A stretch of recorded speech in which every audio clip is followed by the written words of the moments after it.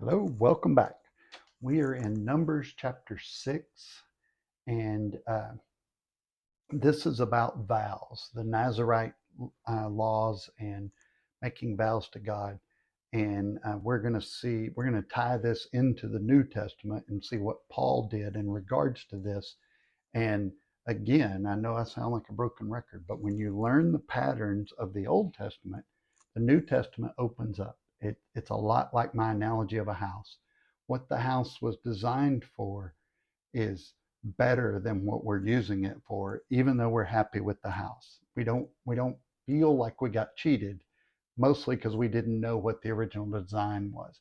And when you study the Old Testament and the patterns, then the New Testament becomes what it was originally designed for.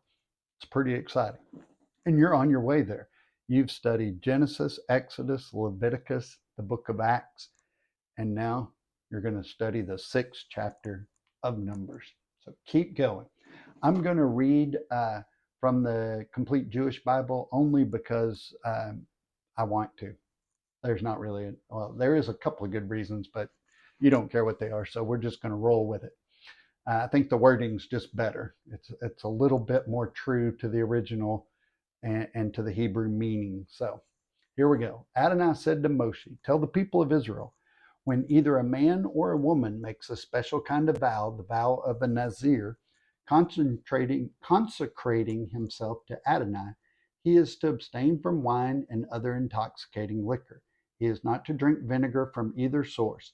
He is not to drink grape juice, and he is not to eat grapes or raisins.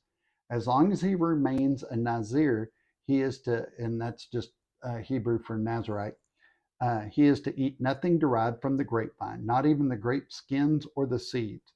Throughout the period of his vow as a Nazir, he is not to shave his head until the end of the time for which he was consecrated himself to Adonai. He is to be holy. He is to let the hair of his head grow long. Therefore, the period for which he has consecrated himself to Adonai, he is not to approach a corpse. He is not to make himself unclean for his father, mother, brother, or sister when they die, since his consecration to God is on his head. Throughout the time of his being a Nazir, he is holy to Adonai. If someone next to him dies very suddenly so that he defiles his consecrated head, then he is to shave his head on the day of his purification. He is to shave it on the 7th day. On the 8th day, he is to bring 2 doves or 2 young pigeons to the Cohen at the entrance of the tent of meeting. The Cohen is just the high priest. The Cohen is to prepare one as a sin offering and the other as a burnt offering, and thus make atonement for him, inasmuch as he sinned because of the dead person. That same day, he is to reconsecrate his head. He is to consecrate to Adonai the full period of his being a Nazir by bringing a male lamb in its first year as a guilt offering. The previous days will not be counted because his consecration became defiled. This is the law of the Nazir when his period of consecration is over. He is to be brought to the entrance of the tent of meeting, where he will present his offering to Adonai. 1 male lamb in its first year without defect as a burnt offering, 1 female lamb in its first year without defect as a sin offering, 1 ram without defect as a peace offering, a basket of matzah, loaves made of fine flour mixed with olive oil, unleavened wafers spread with olive oil, their grain offering and their drink offerings. The Cohen is to bring them before Adonai, offer his sin offering, his burnt offering, and his ram as a sacrifice of peace offering to Adonai with the basket of matzah. The Cohen will also offer the grain offering and drink offering that go with the peace offering. The Nazir will shave his consecrated head at the entrance of the tent of meeting, take the hair removed from his consecrated head, and put it on the fire under the sacrifice of peace offerings. When the ram has been boiled, the Cohen is to take its shoulder, 1 loaf of matzah from the basket, 1 unleavened wafer, place them in the hands of the Nazir after he has shaved his consecrated head. The Cohen is to wave them as a wave offering before Adonai. This is set aside for the Cohen along with the breast for waving and the raised up thigh. Following that, the Nazir may drink wine. This is the law for the Nazir who makes a vow for his offering to Adonai for his being a Nazir, in addition to anything more for which he has sufficient means. In keeping with whatever vow he makes, he must do it according to the law for the Nazir. Adonai said to Moshe, "Speak to Aaron and his sons and tell them, this is how you are to bless the people of Israel. You are to say to them, may Adonai bless you and keep you. May Adonai make his face shine upon you and show you his favor. May Adonai lift up his face toward you and give you peace. In this way, they are to put my name on the people of Israel so that I will bless them." In the original Hebrew, it sounds even better, but I just could not do it justice, and I didn't want to offend the whole Hebrew speaking population with my bad pronunciation. So I decided to read the English part. Okay, so chapter 6 consists basically of two pieces: the office of the Nazarite and the Aaronic blessing, which is the Aaron blessing. So, what a Nazarite was and did was not the same a few hundred years after it was given to Moses, or in Samson's day, even, or even later in Samuel's or Paul's day, because men had changed things. And when you hear all of that, you think, wow, that's a lot. That's complicated. It's expensive. It's time consuming. Yeah, imagine how lazy we've become, because I know I've said this before, but it's like if I get a bad parking spot or there's a line or there's a bunch of people or I can't get coffee, I'm not going to church that day. I'm just going to go home. And back in God's original blueprint, he expected us to work a little bit harder to get to him than we work now. And sometimes that work consists of a mile down the street or 30 miles across town. We just think it's too much. We're not willing to put forth that effort. So there are two basic kinds of Nazarites: perpetual and for life. And what we see in number 6 is the law of the perpetual Nazarite, which means that this person is a Nazarite for a time, and usually for a specific purpose. I don't know why they use the word perpetual, because it doesn't make any sense. To me, that means forever, but it apparently is not. It's a short time. I hadn't figured that one out yet. So why would someone want to be a Nazarite? Well, the answer is generally someone would swear an oath to God that if God would grant some kind of special favor to them, then in return, they would turn their lives over to God for service to him for a time.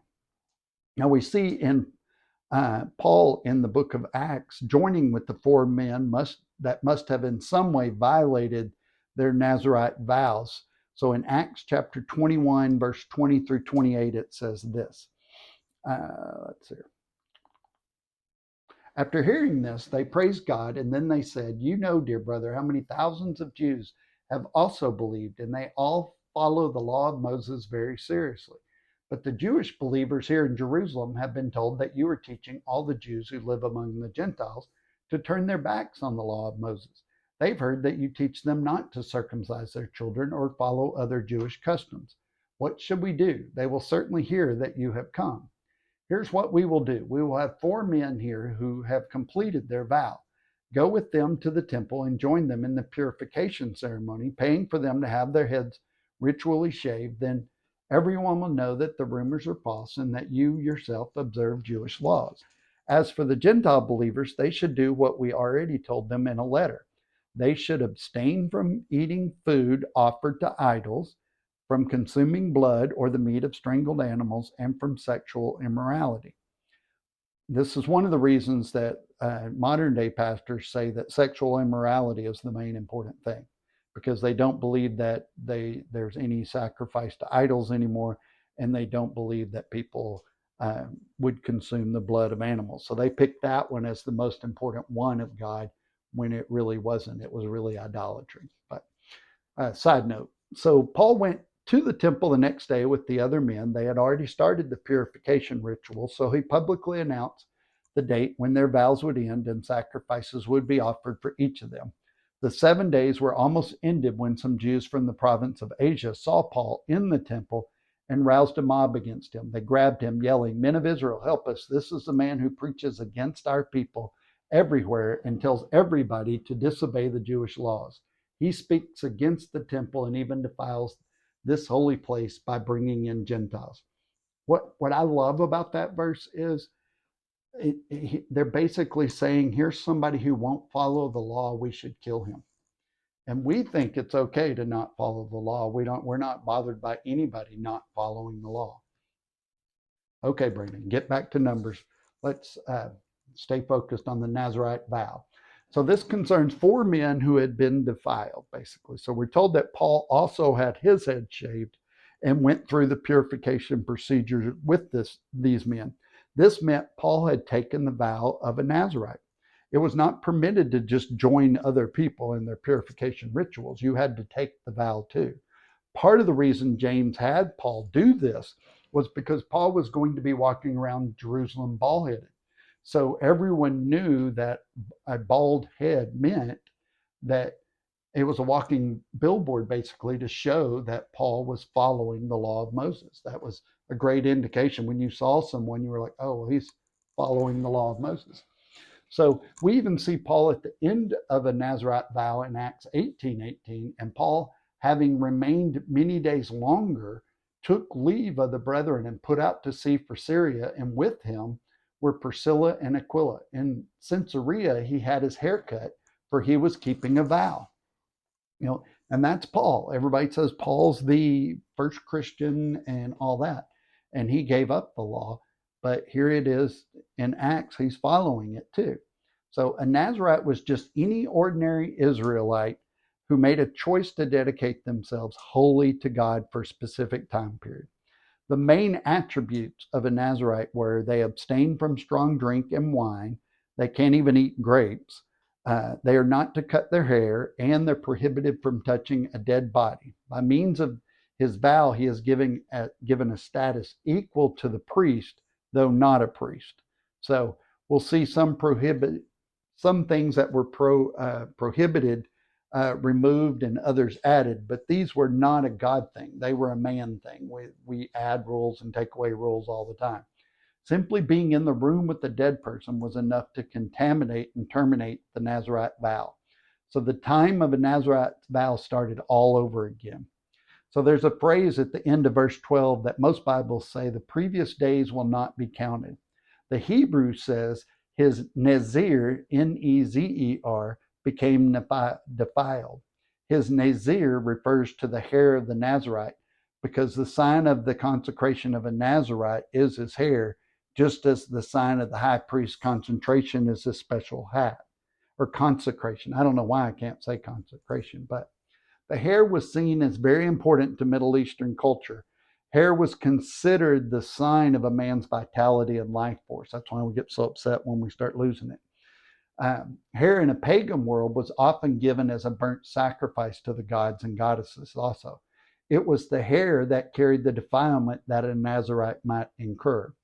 So in the same way, the hair carried the purity of a person. When the Nazarite completed his vow period, his hair was shaved off and burned as an offering because it was pure and clean and a holy thing to offer to God now because he had kept his vow.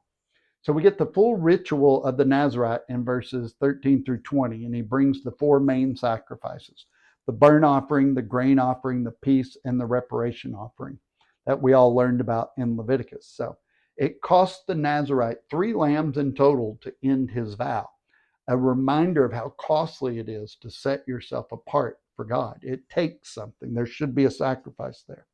So, and after shaving his hair off, the ritual ended with the words, "After that, the Nazarite may drink wine again." The chapter ends then with an Aaronic blessing, which is the blessing of Aaron.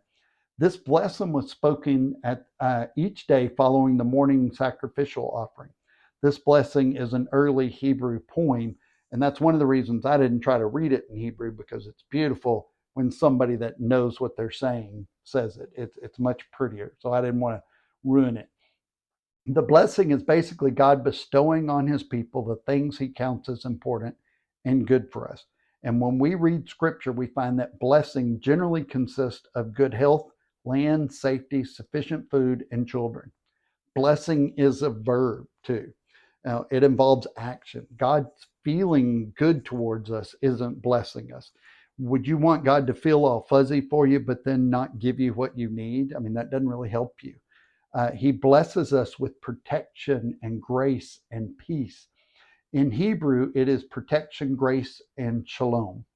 Shalom does not mean only peace. It means a kind of living well, a well-being, an overall in every sense. It means that God is near you. It means his salvation has been made available to you. This is not a blessing for the whole world either. It doesn't apply to everybody. It's only for those set apart that he calls my people. So Israel and those who joined Israel, this has never changed. It's still true today. Instead of joining Israel by pledges and oaths and circumcision, now we join Israel by means of faith in Yeshua, Jesus the Christ, Yeshua the Messiah. And that's Numbers chapter 6. And we see how it all ties back in with Paul and how Paul followed the law and tradition for the most part. The ones that contradicted the Bible, he didn't, but the ones that didn't, he stuck with. They were important to the culture. So that's chapter 6 of Numbers. God bless. Love God, love people, and change the world.